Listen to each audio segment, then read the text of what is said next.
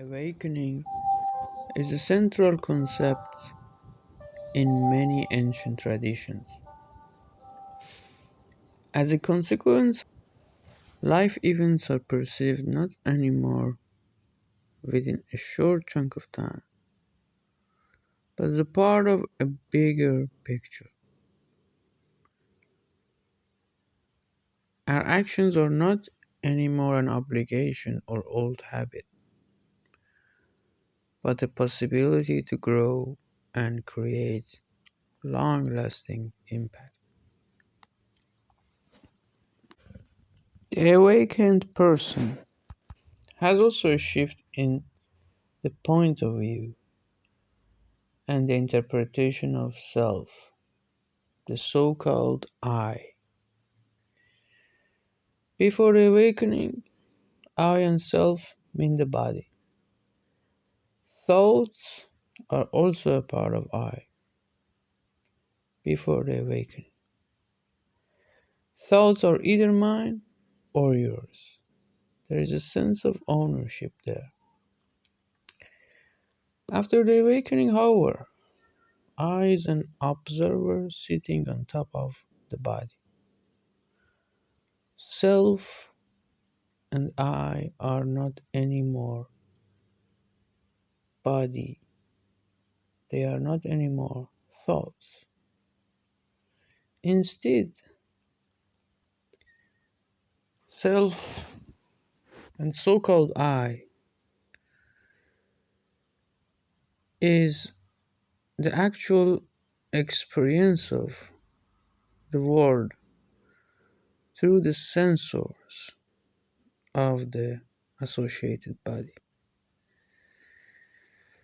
And the body itself is a system that changes over time. It has its own cycles, some of which are even unknown to the person, to the observer of the body.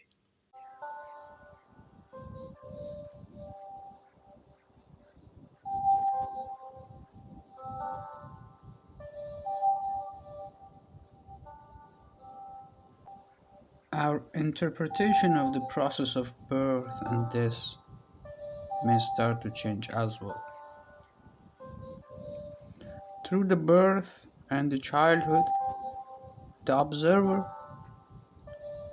finds itself in a new body, and years later, through aging and the process of the death, the observer departs.